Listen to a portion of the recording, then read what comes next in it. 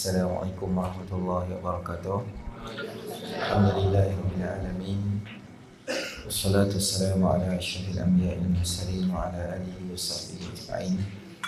Subhanaka la ilma lana illa ma 'allamtana innaka antal alimul hakim. Rabbi shrah li sadri wa yassir li amri wahlul 'uqdatam min lisani yafqahu qawli, amma ba'd. Tuan-tuan, puan-puan, anak-anak pelajar yang dirahmati oleh Allah Subhanahu wa taala. Pertamanya kita panjatkan kesyukuran kita kepada Allah Subhanahu wa taala kerana dengan limpah rahmatnya Allah Subhanahu wa taala beri kita sama-sama ruang dan peluang berada di dalam majlis ilmu kita pada malam ini. Moga-moga kehadiran kita akan termasuk di dalam timbangan amal soleh kita nanti. Amin ya rabbal alamin. Baik, masuk dalam tajuk yang berikutnya, muka surat 96. Baik, boleh je, tak apa. Saatnya tak payah. Okay. 96. Baik, 96, 97, 98. Hukum berkaitan dengan tayamum. Okay. 9 muka buku saya 97. Buku tu 98 lah. Kita ke tajuk. Tajuk dia ialah hukum hakam, hukum-hukum berkaitan dengan tayamum. Kata pengarang rahimahullah taala, wa nafa'ana Allahumma bi 'ulumihi fid dharain, amin ya rabbal alamin. Pertama, bertayamum kerana berhadas besar disebabkan ketiadaan air adalah sama caranya dengan tayamum kerana berhadas kecil. Bertayamum kerana berhadas besar.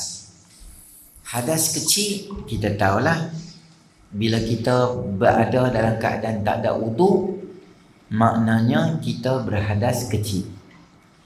Bila kita berada dalam keadaan janabah, dia sebenarnya kalau kita macam deep scan dia tu, dia ada 3. Hadas ni biasa kita dengar 2. Ada setengah kitab dia bahagi 3. Hadas kecil, hadas pertengahan dan hadas besar. Hadas kecil tu sebab apa? Bila dia tak ada wudu. Bila dia tak ada wudu, maka larangan dia 3 je. Tak boleh semayang, tak boleh tawaf, tak boleh pegang mushaf. 3 tu. Kalau dia berjunub, bukan haid dan nifas, dia berjunub sahaja, maka itu nama dia pertengahan.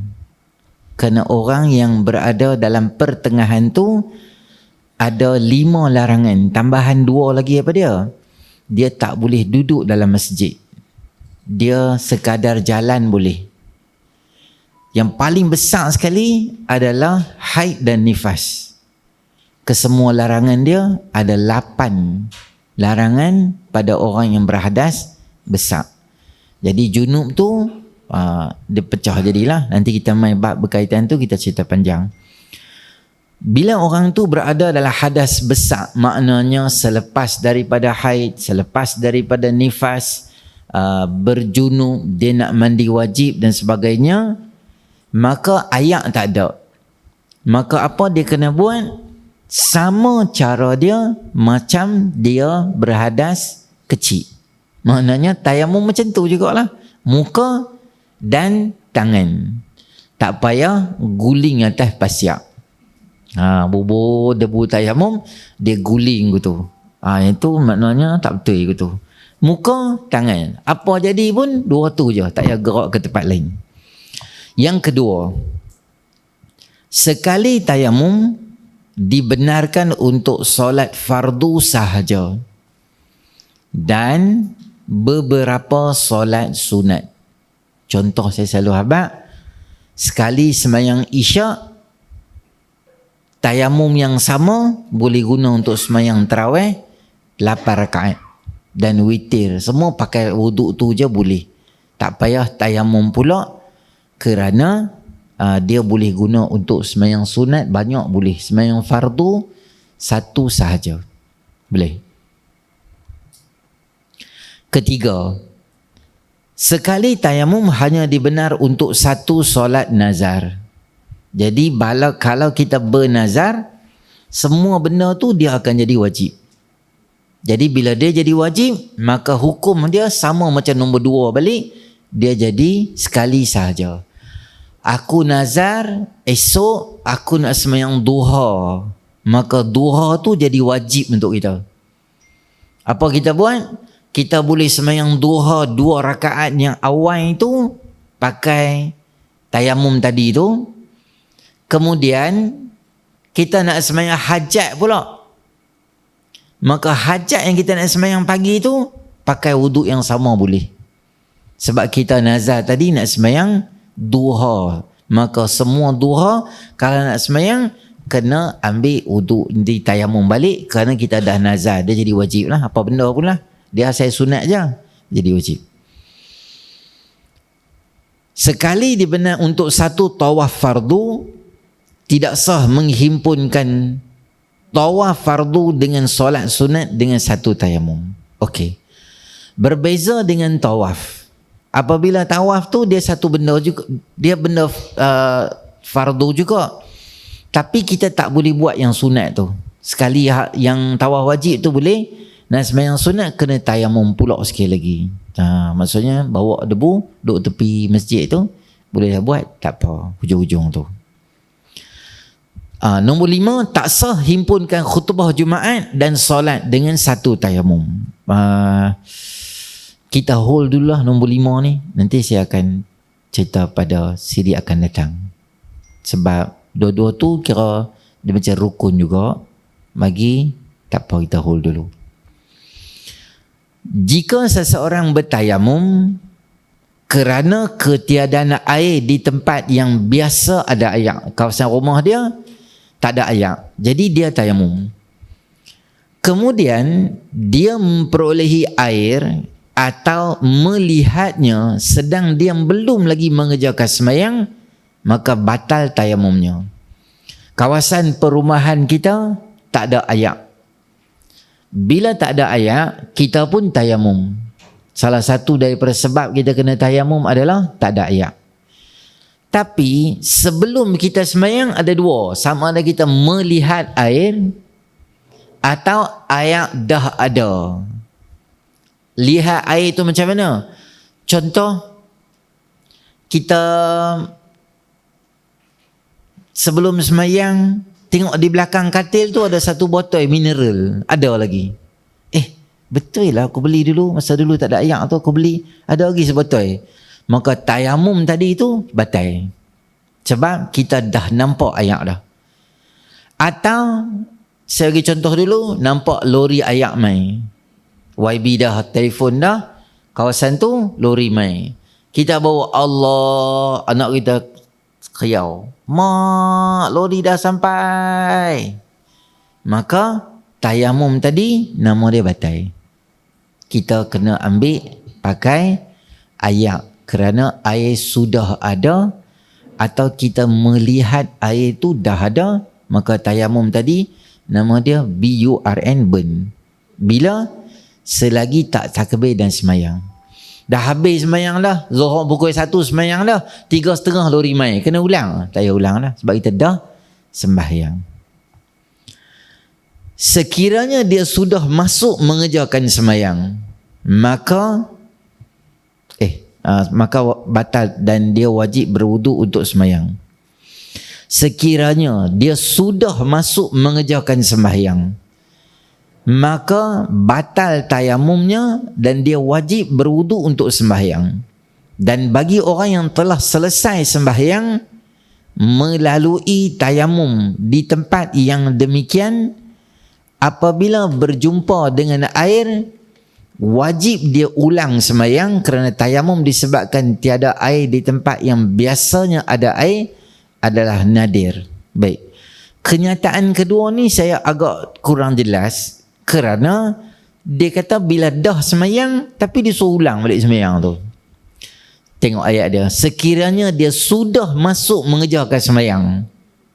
Saya tak faham apa maksud sudah masuk mengerjakan sembahyang.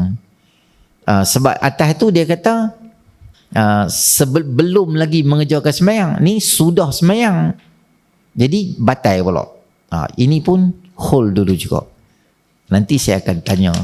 Sebab saya baca, tengok macam kena ulang balik. Jika seseorang bertayamum kerana ketiadaan air di tempat yang biasa tiada air, atau kadang-kadang ada air, kadang-kadang tak ada air, kemudian dia peroleh air, atau melihatnya sedang dia pun masuk mengerjakan sembahyang, maka tiada batal wuduknya. Jadi kawasan tu sat-sat ada air, sat-sat putus air, sat-sat ada air. Boleh jadi 15 minit ada air, berapa saat ada air, tak ada air. Jadi kita pun tak tahu ada air ke tak ada air, ada air ke tak ada air. Maka kawasan macam tu, dia dah sembahyang dah, maka dia boleh terus. Sebab kawasan tu memang dia ada masalah, memang dah berapa hari dah air tak betul, macam kara lah, sat ada, sat tak ada, sat tak ada, sat ada, macam tu. Maka macam tu isu dia boleh terus sembahyang, sebab dia memang ada masalah kawasan tu. Cara orang berhadas besar bertayamum kerana uzur memakai air. Contoh, seseorang tu dalam keadaan berjunub, atau dia mimpi lah. Kalau anak-anak pelajar mimpi, omsak sama juga, boleh jadi mimpi ke, berjunub ke, maka dia dalam keadaan hadas tu macam mana nak buat? Maka dia wajib dua perkara. Bertayamum seperti kaifat yang tadi diterangkan bagi menggantikan anggota yang tidak boleh terkena air dan basuh, serta ratakan air ke seluruh anggota lain sampai air. Dalam hal ini dia boleh tayamum dahulu, kemudian basuh anggota sihat. Atau sebaliknya, dia basuh anggota yang sihat dulu, kemudian bertayamum. Tetapi cara afdal adalah tayamum dulu. Jadi kalau orang tu dia berhadas besar, anggota yang tidak boleh terkena air, maksudnya air ada kawasan tu, air ada, tetapi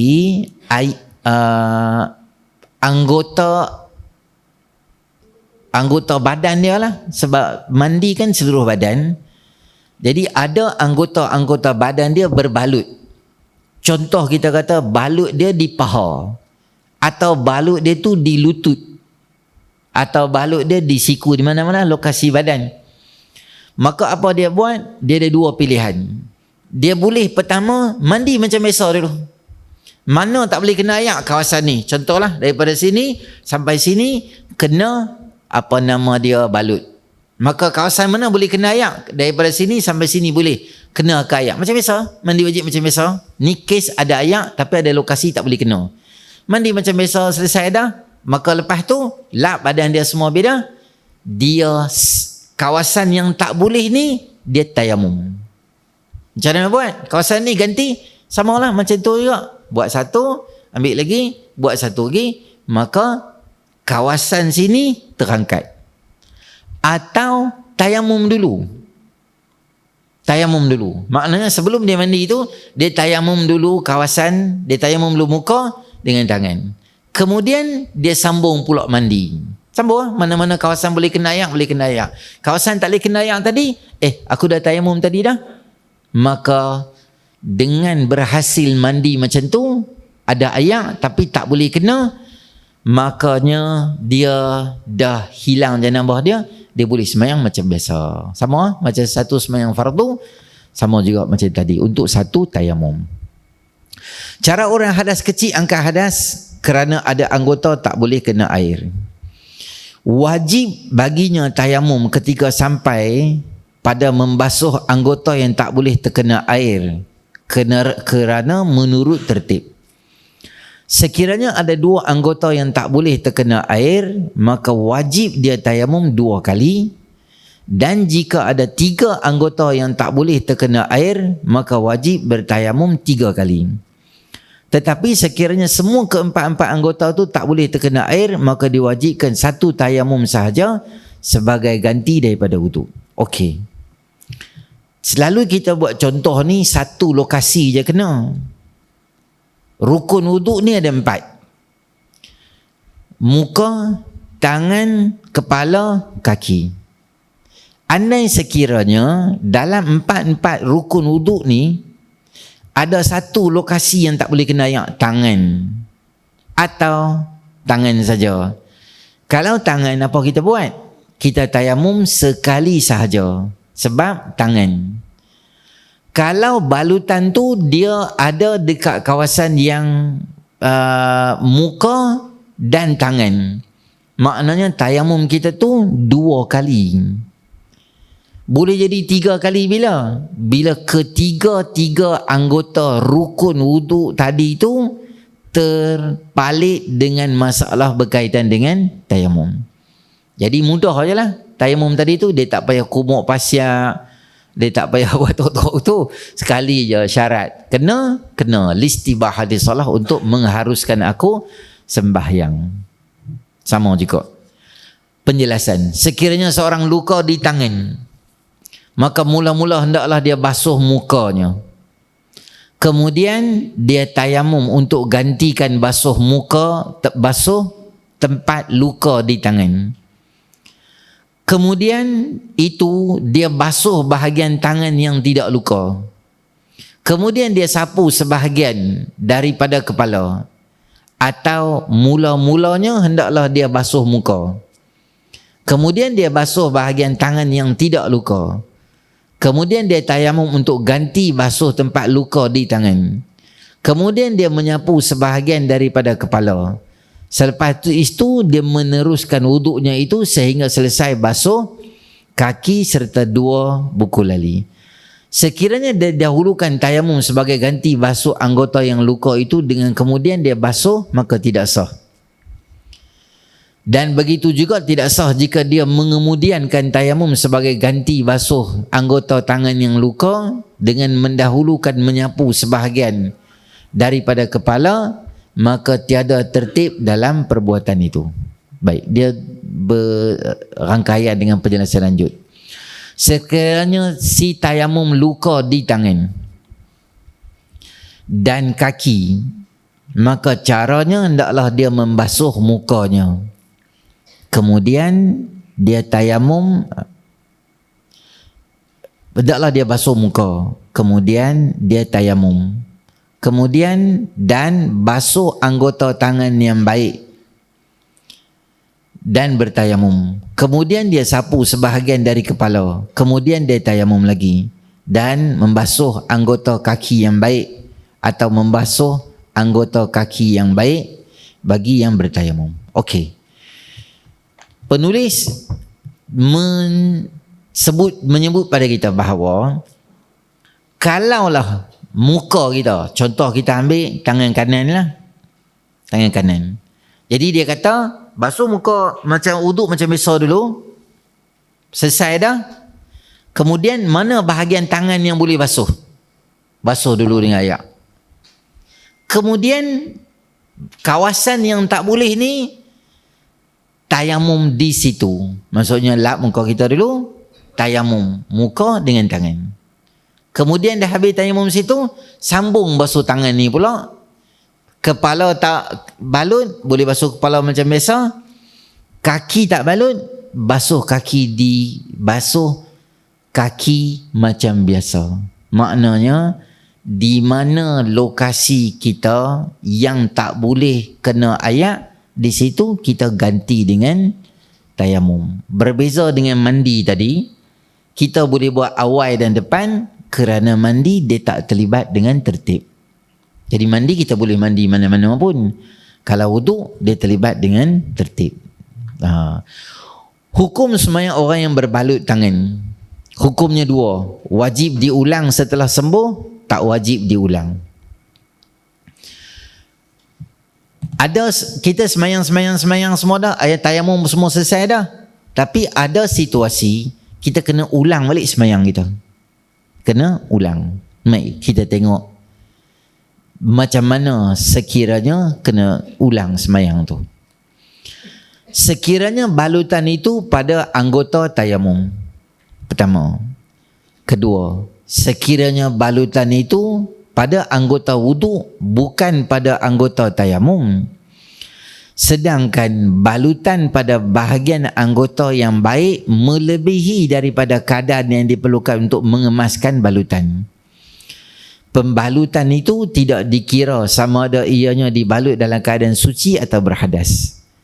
Sekiranya balutan itu pada anggota wudu, yakni bukan pada anggota tayamum, sedangkan balutan pada anggota yang baik itu sekadar yang diperlukan bagi membalut tetapi ianya dibalut dalam keadaan berhadas. Keempat, sekiranya si bertayamum itu boleh membuka balutan tanpa memudaratkan tetapi dia tidak membukanya. Baik. Kita ni tayamum sebab anggota wuduk kita tak boleh kena ayak.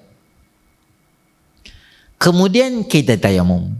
Isu dia sekarangnya ialah tayamum pun tak kena. Tayamum pun tak kena. Tak mana? Balutan. Dia lukanya di sini, contoh macam ni. Luka di sini. Tapi dia balut tu sampai sini. Maknanya dia larat pi sampai ke anggota yang patut dia tayamum.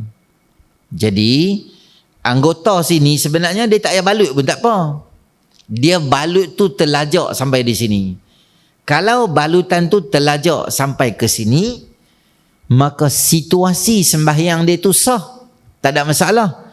Cuma pandangan dalam mazhab Imam Syafi'i, dia kena ulang balik sembahyang dia, kerana balutan yang dia balut hari tu pun dia tak sampai ke peringkat tayamum tu tak kena pada dia. Tapi bukan semua situasi. Ada 4 situasi sahaja. Keempat, tengok kawasan dia apa. Dia boleh buka tapi dia tak buka. Doktor kata kawasan ni tak apa, yang sini-sininya saya lajak jauh sikit sebab bagi kemas sikit balutan dia. Maka dia boleh je buka balut ke tu. Maka dia boleh buka, ambil wuduk macam biasa. Kalau dia boleh tayamum macam biasa, tayamum dia tak payah sebab dia punya lajak kawasan tu dia boleh buka. Tetapi dia memilih untuk tidak buka, biar pilah, malahlah, tayamum biar, nanti ganti balik sembahyang, maka dia boleh kena ganti. Tapi ada situasi yang sembahyang dia tak payah ulang. Qadha balik sembahyang tu balik. Ganti maknanya sembahyang tu, katalah berlaku kematian pada kita. Katalah dalam beberapa hari itu kita sakit, kemudian meninggal dunia.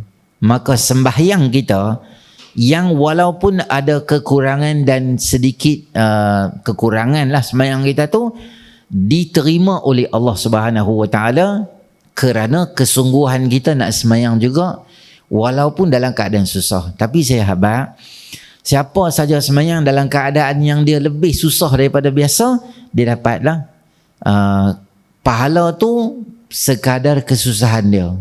Dia dalam Islam dia macam tu.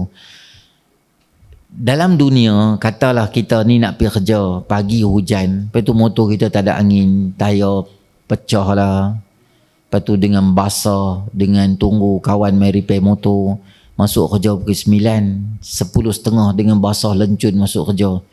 Bos kita tanya, awak aku telefon tak angkat. Kita kata bateri habis. Awak lambat, motor saya pecah, tayar. Saya tunggu dia tu lambat. Lepas tu baru saya main. Saya tolak motor saya jauh. Daripada sana sampai sini 3 km. Bos kita dengar je. Bos kita kata apa? Tak apalah, hang masuklah. Ada tak bos kita akan kata kat kita, bagusnya hang ni, walaupun hang hujan, hang mai juga kerja. Bulan ni aku tambah lagi RM14 RM20 kat hang gaji. Ada tak dia akan kata? Dia tak akan kata. Kerana dunia dia macam tu. Hamai hang susah ke apa ke, hang kena ada tempat kerja, aku nilai hang kerja saja. Sebelum kerja tak ada nilaian aku untuk hang. Tapi Allah Subhanahu Wa Taala dia tak kira macam tu. Setiap kesusahan kita untuk kita hadir untuk ibadat dikalkulat dan dikira oleh Allah. Orang yang ada masalah kesihatan, dia mai sembahyang, dia dengan tayamumnya, dia dengan nak kena adalah urusan-urusan kencing tak lawahnya, sagi yang tu lah, yang ni lah, benda-benda ni kena urus. Sembahyang dia walaupun dia susah nak sembahyang, dia tak dia tak komplain Tuhan dengan peraturan yang Allah Ta'ala buat dia sembahyang juga dengan keadaan susah payah, tayamum yang tu gedebu-gedebak semua ni, maka pahala dia lebih besar daripada orang yang mudah dia sembahyang, pi cap boleh sembahyang tu, pahala dia lebihlah susah. Ada orang bangkit pagi dia kena pergi tandas dulu. Tandas dia pula jenis kencing tak lawas kan, dia kena pergi tandas lagi, tunggu saat lagi. Banyak berbeza pahala dengan orang yang bangkit pergi terus. Ada orang semalaman jaga anak dia tak sihat, tidur tak betul, malam saat jaga tuan anak yang tu yang ni, ubat semua. Dia bangkit sembahyang subuh dengan kita bangkit sembahyang subuh tak sama nilai dia. Ada orang jaga mak, tukar pampers bapak dia, berak yang tu yang ni, 2-3 jam tak tidur, bapak dia penat, dia kena pam pula bapak dia, semua ayah dia jaga. Semua tu dikira oleh Allah SWT. Maka bila Islam buat kat kita sesuatu benda, uji kita sedikit, sebenarnya Allah sayang kat kita, Allah nak bagi pahala lebih dekat kita. Sebab tu Allah uji. Kan kita dengar, Allah uji sebab Allah sayang. Allah sayang sebab Allah nak bagi pahala banyak. Biasa mungkin pahala kita ada, tapi Allah nak kira lebih lagi kita dapat. Macam kita duduk di sini lah, masing-masing ada kerja nak selesai, nak main kuliah tu, bukan satu urusan yang mudah. Ada banyak benda nak buat. Allah nilai sama ada tu dalam keadaan baik dan nilai di sisi Allah. Sembahyang tak wajib ulang. Balutan pada anggota wudu, sedangkan bahagian itu tidak melibatkan sebahagian anggota yang baik, sama ada ianya dibalut dalam keadaan bersuci ataupun berhadas. Dia balut, tapi balutan tu tak banyak, tak kena dekat kawasan yang patut tayamum. Dia balut dekat mana? Dia balut kawasan kaki. Dia balut kawasan kaki. Tapi kita boleh tayamum macam biasa. Boleh, sebab dia tak kacau anggota tayamum, sebab muka dengan tangannya.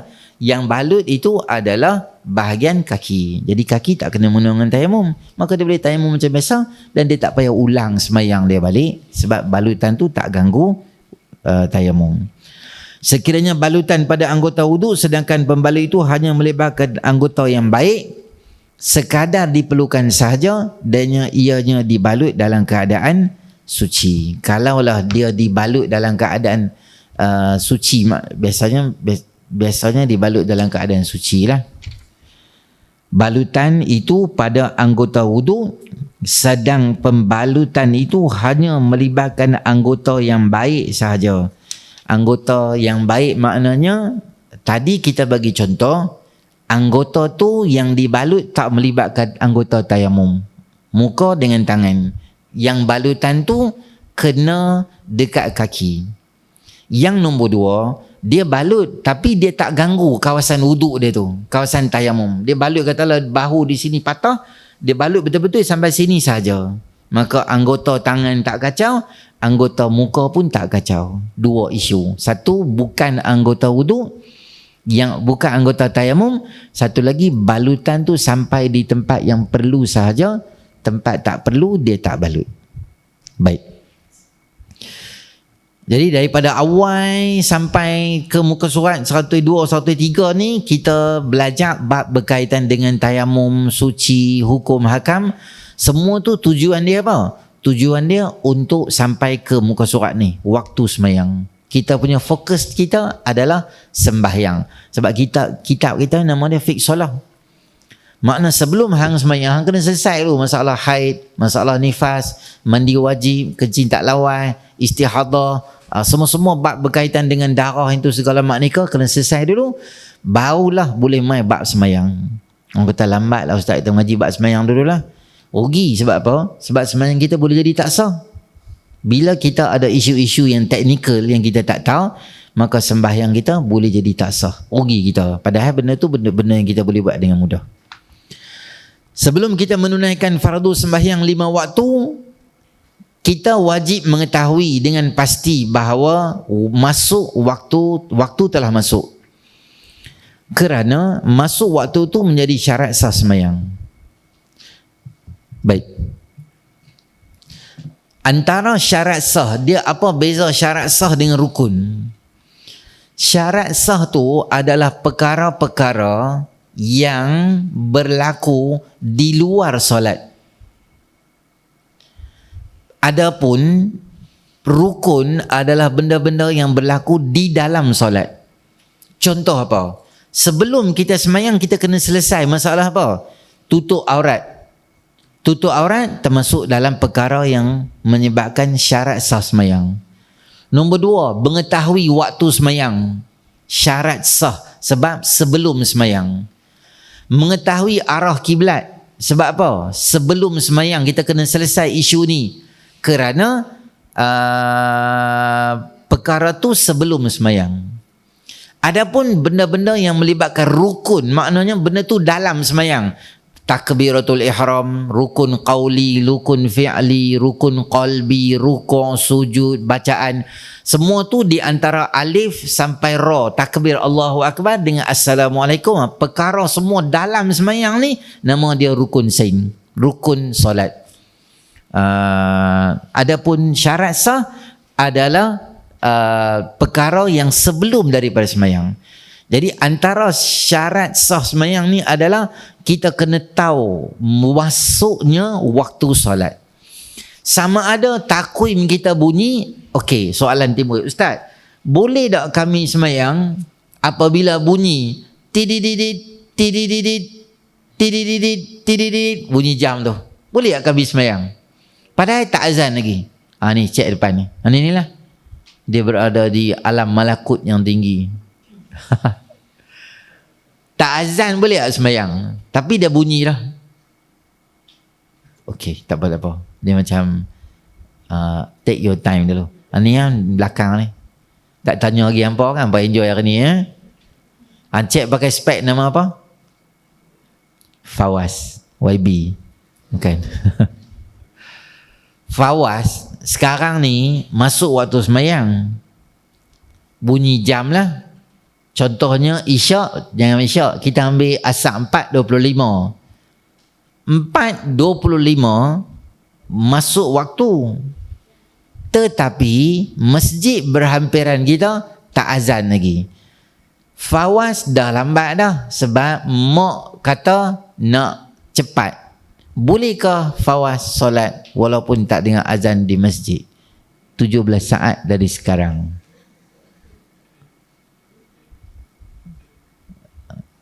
Fawaz, anda yakin dengan jawapan anda? Tanya balik depan. Macam mana? Boleh semayang? Biar betul tak azan boleh semayang. Jangan buat panggil gitu. Tak sah nanti tak apa. Sah juga. Betul lah. Jawapan dia boleh. Sagi hampa pula, hampa tunggu lah. Saf depan dah kena, saf belakang pula. Nanti saf kiri kanan pula. Azan tu adalah memaklumkan kita untuk i'lan li solat, untuk panggil orang semayang lah. Tapi kita wajib, kita boleh semayang bila masuk waktu, tak mesti tunggu azan. Kemungkinan Bilal duduk dalam tandas sebab dia sakit perut makan laksa semalam, tahlil. Dia sampai dalam masjid tapi tak azan lagi, dia ada kat tandas. Atau karen tak ada. Atau mikrofon tu tak bunyi kat luar, dalam dengar, luar tak dengar. Jadi itu tak kena mengena dengan kita. Masuk waktu boleh semayang. Sama macam azan buka puasa lah. Adakah kita akan tunggu orang untuk azan ataupun kita akan makan bila masuk waktu? Kita akan makan bila masuk waktu. Lantak hang lah Bilal. Nak azan ke, nak meninggal ke, up to you. Tak ada orang kisah pasal hang. Azan. Kami tengok jam kami. Mutiara FM atau Kedah FM. Bunyi je. Sekarang masuklah waktu, dia makan dah. Sebab tu kita boleh semayang apabila masuknya waktu tanpa kita menunggu azan. Kerana kemungkinan azan tu adalah isu-isu yang kita habaq tadi tu. Maka mengetahui waktu semayang ni adalah salah satu daripada syarat sah. Kita tak tahu. Contoh, waktu semayang ni kita boleh agak. Biasanya Ustaz, kalau kami baca Yasin dan tahlil dan kami lepas doa tu adalah kami sembang, saya rasa dalam 10 minit tu masuk dah isyak tu. Kebiasaannya macam tu. Maka kebiasaan tu boleh pakai. Jam azan tak bunyi, lepas tu kita duduk di satu kawasan tu. Biasanya kita baca Yasin dah, tahlil dah, selesai dah. Kami malam Jumaat, tak azan lagi, boleh semayang ke tak ni? Tak dengar apa-apa masjid, tapi dah berhenti lama dah. kosong ke 20 minit dah berhenti tahlil apa semua ni. Boleh dah. Dia sembahyang isyak berdasarkan kelaziman yang biasa. Boleh. Atau Zuhur ke Asar, dia kerja kilang, dia kerja bahagian storage, dia akan susun kotak yang sampai semua, lebih kurang 120 kotak dia susun. Start daripada dia kerja pukul 3 sampai pukul 4.30. Biasanya 4.30 cukuplah 120 kotak dengan susun, dengan labeling, dengan harga semua selesai. Dia duduk atas kursi je, kebiasaannya 5-10 minit Allahu Akbar, azan. Maka hari tu dia tak dengar azan. Surau tak azan kau, masjid tak azan kau, tapi dia selesai dah, susun kotak semua dah. Kebiasaannya dia macam tu, maka dia pakai kebiasaan tu boleh. Kalau dia tak tahu, dia tak boleh bantai, tak boleh agak macam tu. Masuk waktu dah, masuk dah kot. Tok bila tak azan, jam tak ada, jam tak pakai, lantak lah, tak kebis semayang lah. Dia tak boleh pakai lantak tu. Kalau lantak, walaupun masuk waktu, semayang tak sah. Dia mesti yakin masuk waktu, baru dia boleh. Sama macam kiblat. Nanti kita jumpa syarat dia kiblat tu, kena tanya orang. Kena tanya orang. Tak ada orang, kita nak tanya. Kalau tak ada orang yang kita boleh tanya, kita pun dah tengok dah, ranger hutan tak ada, kok ada rumah siapa-siapa tak jumpa, tanya dah. Agak lah. Maka waktu tu baru boleh istihad. Tadi kita masuk masjid kat bawah belah sini, agak-agak sini kot semayang. Maka dia semayang. Setelah berusaha, bertanya, cari orang, cari rumah, tak ada, maka dia boleh semayang ikut istihad dia kiblat tu, walaupun istihad dia tu tak betul. Sagi malam tu ranger lalu, kita tanya, abang, kami tadi semayang kat sini betul? Bukan, sini bukan kiblat, sini Dewan Rakyat. Alamak, Dewan. Jadi isyak lagi tak boleh menghadap ke Dewan dah, sebab kita dah tahu. Semayang juga batal semayang kita, sebab salah arah kiblat. Okey. Tadi dia ulang dah. Sebab kita cari orang tak jumpa, maka kita yakin dah lokasi tu kita boleh semayang. Setelah kita tahu, maka kita tak boleh dah semayang salah. Tak tahu, tak apa. Syarat dia kena usaha cari dululah. Semayang tu wajib ditunaikan dalam waktu tanpa boleh didahulu atau dikemudiankan dari waktunya, atau ditangguh pada waktu yang lain. Kalau didahulukan tidak sah. Kalau dikemudiankan bererti qada. Kalau silap, contoh kita tidur pagi, pukul 12.30 kita terjaga, dengar ada orang azan, kita tak tengok jam. Allah, Zuhur dah ni, kita pun semayang. Allah, batal ke semayang. Assalamualaikum warahmatullahi. Lepas tu dengar ada orang azan lagi. Allahu Akbar, Allahu Akbar. Siapa pula azan? Dia pergi tengok di bawah tu, ada orang gila. Orang gila masuk dalam surau. Orang gila tu biasa. Dia duk azan daripada 9.30 pagi. Banyak kali. Lepas tu kita tidur. Kita tak tahu. Allah, orang gila azan. Maka semayang tadi tu, apa jadi? Semayang tadi tu burn, B-U-R-N.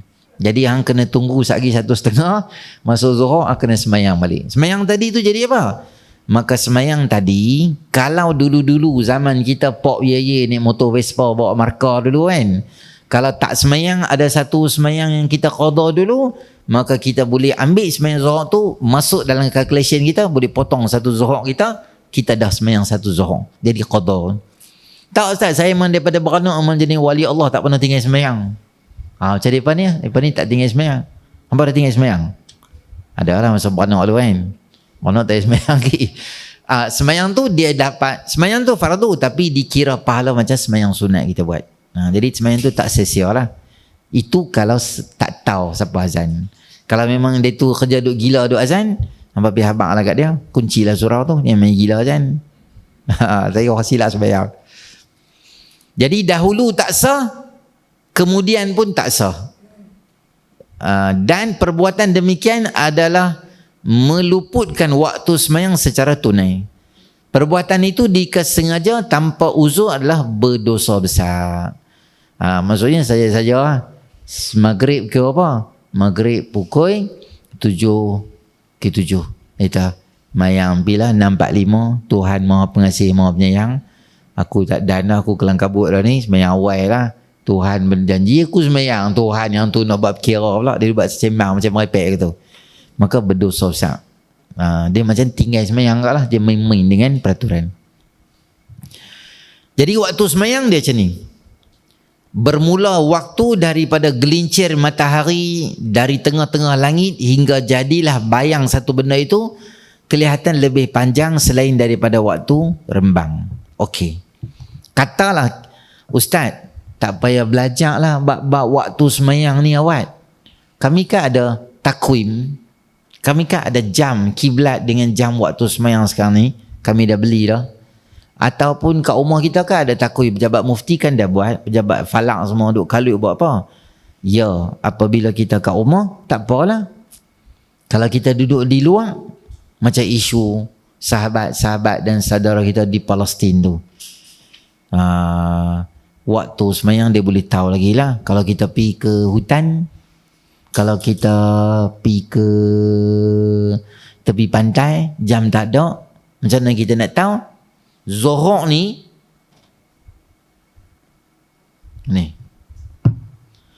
bayang sesuatu, dia kata apa di sini? Jadilah bayang kelihatan lebih panjang daripadanya selain daripada rembang. Matahari bila duduk tengah betul-betul itu, maka masa tu tak masuk waktu zuhur lagi, sebab dia tengah betul. Bila zawalus syams, zawal tu maknanya apa? Gelincir. Dia sini sikit, maknanya tadi tak ada bayang, dia mula ada bayang sikit, maka bermula bayang itu bermula waktu zuhur. Sampai bila? Sampai bayang tu sama dengan objek.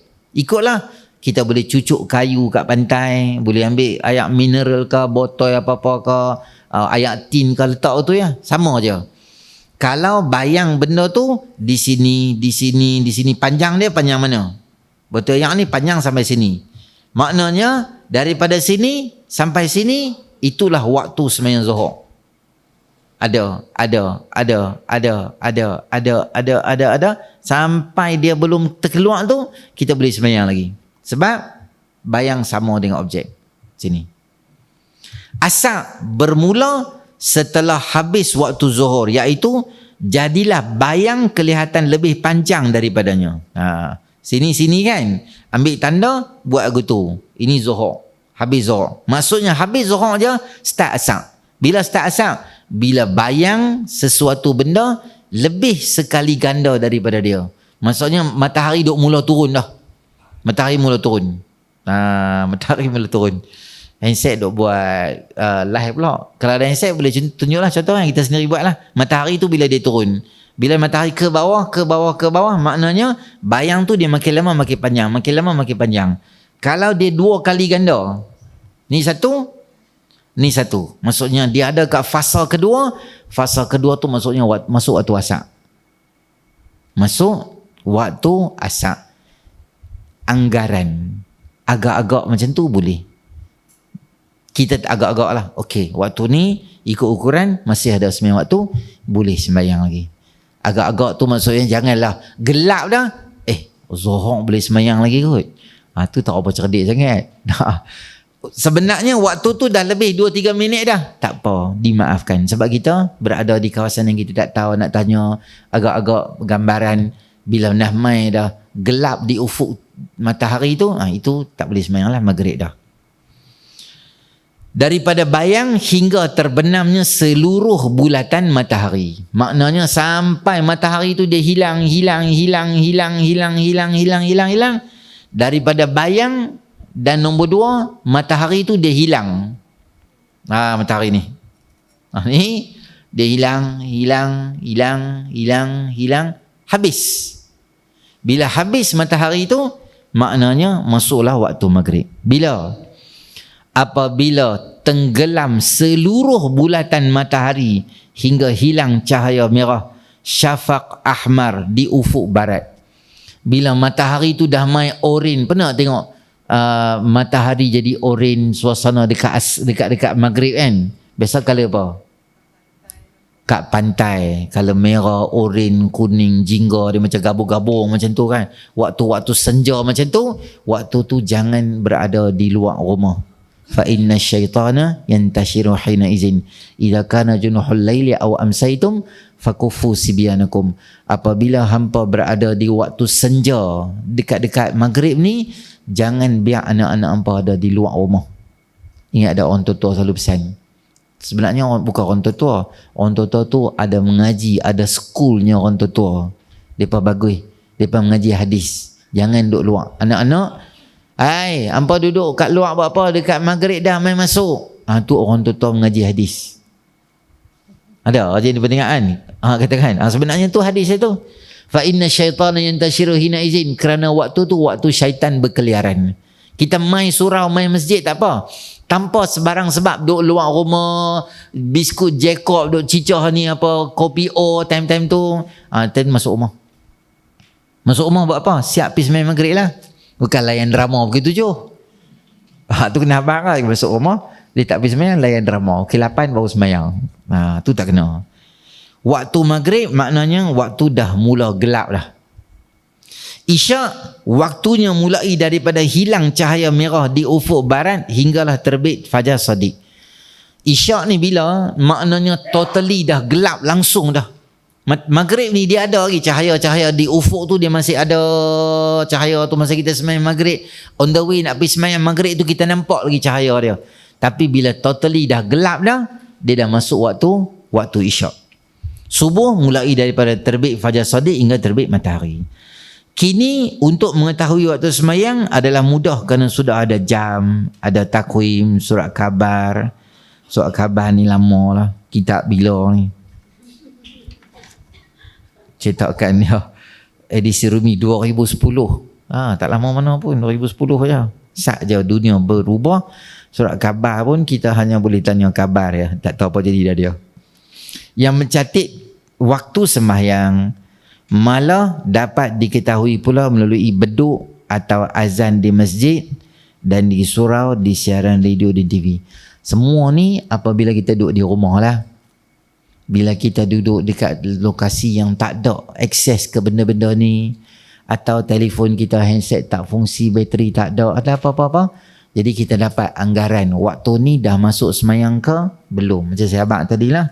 Sama ada kita mendengar beduk tu berbuling, dengar orang azan, dengar kita duduk di atas bukit tu, tapi kita boleh dengar surau bawah tu azan, maka boleh pakai azan tu kerana dah masuk waktu. Kalau langsung tak ada akses ke mana-mana, maka anggaran bayang dan sembahyang. Katalah contoh di penjara. Penjara pula luar negara. Ada penjara di mana saya tak ingat lah, baca buku tu. Pejuang-pejuang Chechnya ditangkap tu. Penjara dia duduk. Dia duduk lah. Besar ni. Penjara tu besar ni. Besar meja. Dia duduk bawah tu. Duduk macam tu. Kau 5 tahun kena penjara 5 tahun. Duduk macam tu je. Makan dia lempak ke tu je. Memang dia betul-betul torture otak nak bagi orang tu jadi gila lah. Mujahidin dulu-dulu dia kena tangkap. Dia punya penjara tu berlapis. Masuk gelap dia bawa. Daripada cahaya sampai tak tahu apa. Dia kata aku masukkan satu bilik yang gelap. Aku tak tahu apa dalam bilik tu. Dan bilik tu ada dengar bunyi titisan ayat. Tep tep teng tep tep tep. Memang nak jadi mental.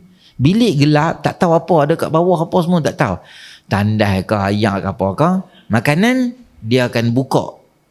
Dia akan buka satu lubang macam pintu kecil tu, dia lempak roti dengan ayak. Ikut hang cari. Ayak tu dia pecah plastik tu, memang tak ada ayak tu, makan roti saja. Macam tu yang hidup. Puluhan tahun hidup jadi kuri. Tapi mujahidin tu kata, aku akan bangun dah, aku akan exercise pagi-pagi, aku lari, bergerak, bagi aku tak mau. Aku tak tahu ada apa kat dalam tu. Dan titisan ayak tu aku tukar jadi zikrullah. Aku jadikan dia sebagai tasbih. Mana ayat tu menitik dia, aku subhanallah, subhanallah, la ilaha illallah. Dia tak tahu apa jadi. Sehingga dia diubah satu penjara ke satu penjara lain setelah puluhan tahun. Dia punya masalah dia adalah bila dia lama tak tengok cahaya matahari, mata dia dah selesa dengan gelap.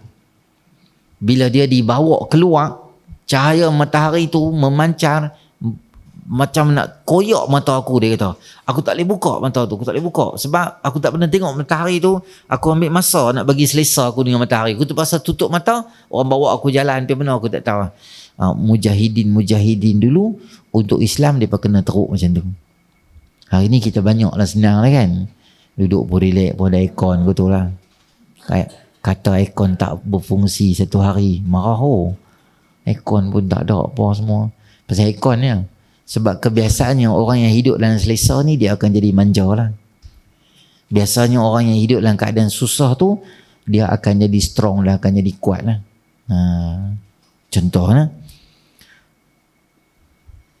kita buat live banyak lokasi ni. Saya habaq negara jahat tu nama dia I, negara baik tu saya habaq P. Faham aku? Sebab banyak kali kena warning dah dengan Pak Long ni. Masa negara I kena serang dengan tentera-tentera H daripada P tu, hari kedua tu punya ramai orang lari dekat airport, sampai ke airport beli, nak ambil tiket, nak bergerak lah untuk keselamatan diri sendiri. Sebab apa dia lari? Kerana itu bukan negara mereka.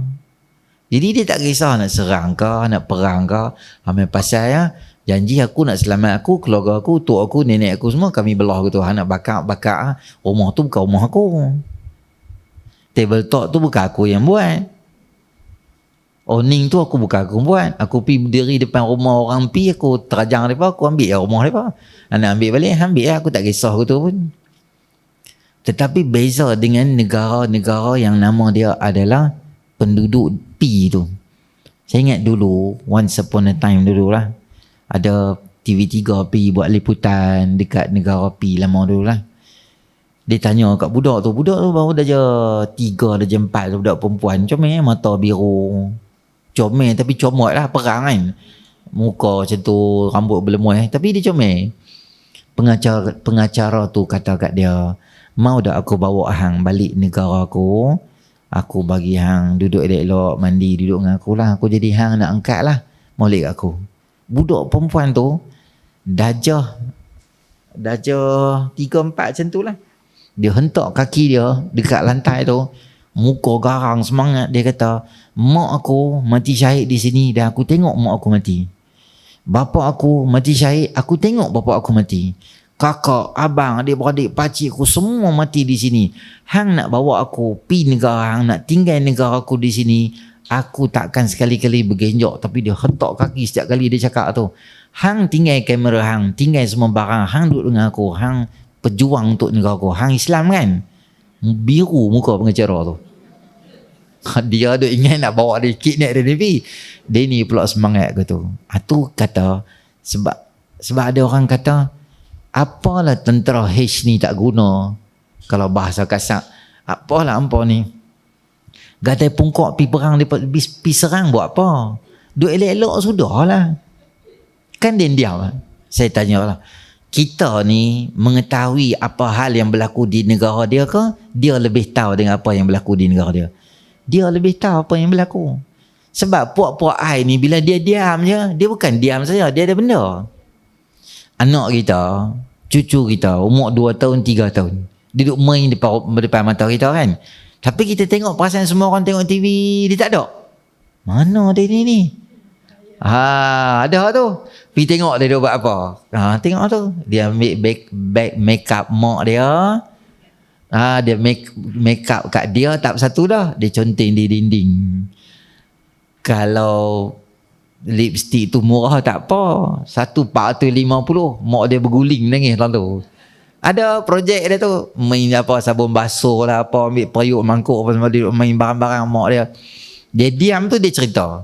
Depa ni, dia diam tu bukan dia diam saja. Rupanya keadaan di bawah masjid tu sekarang ni damai dah, level menuju ke arah rongak dah bawah masjid tu. Sebab dia biasa dia tunjuk kat kita, dia bukan masjid dia tunjuk. Dia akan tunjuk Qubbatus Sakhra tu, nama dia Dome of Rock tu kan, yang color emas tu. Dia biasa akan tunjuk kita yang tu kerana Dia tak mau kita tahu apa yang sedang berlaku. Maknanya diam-diam dia roboh dan ranapkan masjid tu. Dia naik lah tokong Haikal Sulaiman dia tu. Tu memang plan dia pada dulu lagi dah. Tapi yang peliknya, dunia ni tak faham. Ada di negara kita pun ada juga orang yang cakap, apalah mereka ni duk serang, apa mereka ni duk perang, apa tak tahu apa jadi. Ada orang kata, senang-senang macam ni, mereka halang apa balik je lah, apa duk buat apa tunggu situ lagi. Kan apa kena tembak gitu. Memang siapa-siapa pun dalam dunia, hang nak kemerdekaan, dia mesti lawan. Tak ada orang kemerdekaan goyang kaki saja, minum air, sirap, limau gitu, tak tahu orang bagi kemerdekaan. Tak ada. Dia mesti berjuang, susah, payah, mati, bunuh, bom, siat.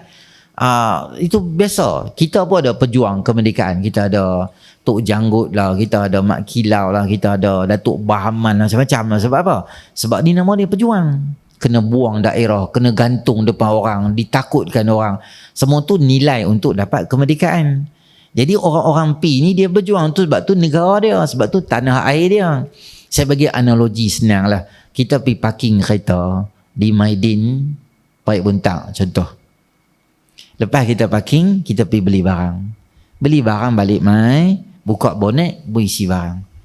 Lepas kita isi barang, pergi hantar troli, kita balik mai, tengok ada orang dekat seat driver tu ada orang, dia duduk situ. Kita kata, abang silap kereta aku, ni kereta saya ni.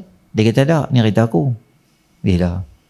Kita kata, bukan, ni kereta saya ni. Tengok kunci pun ada kat saya. Dia kata tak, kereta ni kereta aku. Kita kata, abang jangan buat melawak bang, saya lambat lah ni. Nak ambil anak balik kafar lah, banyak kerja ada ni. Dia kata, ham yang pasal ya, kereta ni kereta aku. Dia kata. Kita cakap ni nampak macam tak boleh berunding, kita pun cekak baju dia, rimbuk muka dia. Dia pun melawan dengan kita. Kereta aku, dia tolak kita. Orang ramai duk ada di parking tu, mereka main pegang kita. Mereka kata jangan gaduh. Kita kata tak, ni kereta aku. Dia yang main ambil kereta aku. Dia kata tak apa, jangan gaduh. Yang tadi hak kena tumbuk tu, dia menangis, dia fikir orang tengoklah dia pukul aku. Ramai orang yang ada kat situ menyokong perbuatan orang yang main duduk dalam kereta kita pula. Jadi siapa salah? Kita pula jadi salah. Kawan tu, ada orang bagi cadangan pula. Hampa ni, benda-benda macam ni jangan gaduh. Kita besar-besar dah. Lah macam ni lah. Sehari hang bawa, sehari bagi dia ni bawa. Dia kata, senang kita bincang lah ni, kita win-win situation. Hari ni hang bawa, Selasa dia bawa, Rabu hang bawa pula. Dia senang. Kita kata sebab apa dia bawa? 15 hari hang bawa, 15 hari aku bawa. Aku banyak kereta bulanan, aku yang bayar. Sebab apa hang pula naik kereta setiap bulan? Itulah yang berlaku di suasana apa yang berlaku krisis di I dengan P tu. Ada orang cadang kata tak apalah, kita bahagi dua lah. Separuh negara ambil kat daripada ni, separuh negara ambil kat daripada ni. Dan ada beberapa negara Arab yang sokong dengan resolusi gila tu. Ada orang kata betul juga, daripada hampa duk bergaduh, baiklah hampa bagi sikit. Sebab apa nak bagi? Geran tu geran aku. Tanah ni tanah aku. Takkan orang mengambil aku tu, aku boleh cakap kata tak apa macam tu je. Ada orang setuju. Di dunia ni semua orang menuju ke arah mana? Ke arah kata I ni betul, P ni jadi tak betul. Dan carilah, semualah media sosial menghadap ke arah mereka. Cari type Google pun sama mereka. Ni kita post ni, live kita ni, dan kita post dekat FB ke mana-mana ke, Pak Long tu, Mark tu, dia akan buang. Sekali dia bagi warning kat kita. Maksudnya semua ke arah. Perasan tak? Dunia ni, I ni canggih lah. Dia punya tentera semua canggih. Tak cukup dengan tu, dia dapat bantuan daripada A pula bantu dia. Negara-negara sekeliling kalangan bantu dia. Ketenteraan dia paling canggih dan paling hebat. Negara P ni apa? Tentera yang proper pun tak ada.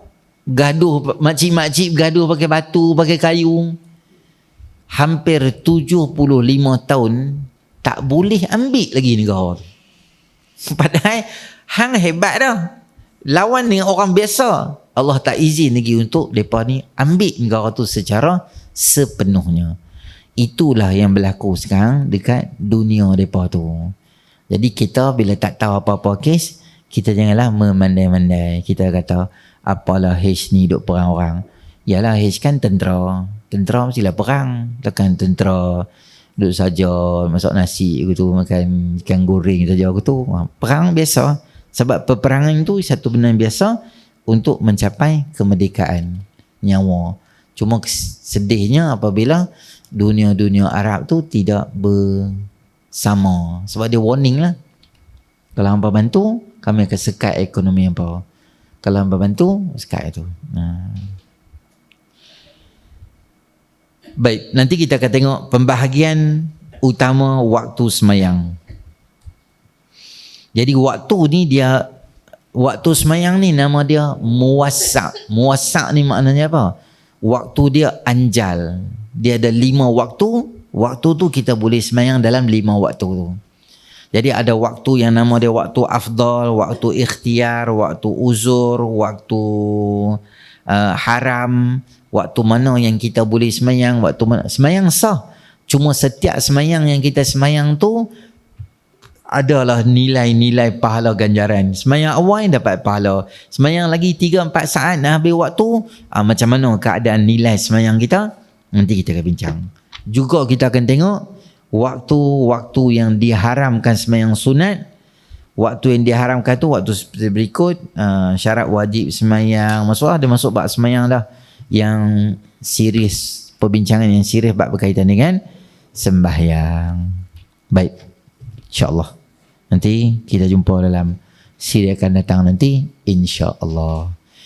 Kita tangguh tasbih dengan tasbih kafarah suratul As. Subhanakallahumma wa bihamdika asyhadu an la ilaha illa anta nastaghfiruka wa atubu ilaik.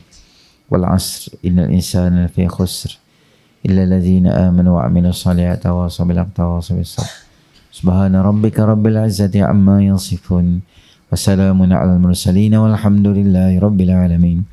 A'udzu billahi minasyaitonir rajim. Bismillahirrahmanirrahim. Alhamdulillahirabbil alamin. Wassalatu wassalamu ala asyrafil anbiya'i wal mursalin wa ala alihi ajma'in. Allahumma anfa'na bima 'allamtana wa 'allimna ma yanfa'una zidna ilma. Rabbana atina fid dunya hasanah fil akhirati hasanah wa qina 'adzabannar. Sallallahu ala sayyidina Muhammadin nabiyil ummi wa ala alihi ajma'in. Alhamdulillahi rabbil alamin. Taqabbalallahu minkum minkum taqabbal ya karim. Assalamualaikum warahmatullahi wabarakatuh. Subhanakallahumma wa bihamdika asyhadu an la ilaha illa anta astaghfiruka wa atubu ilaik. Wal 'asri innal insana lafi khusr illa allazina amanu wa 'amilus solihati wa tawassaw bil haqqi wa tawassaw bis sabr. Subhana rabbika rabbil izzati amma yasifun. Salamun alal mursalin. Alhamdulillah.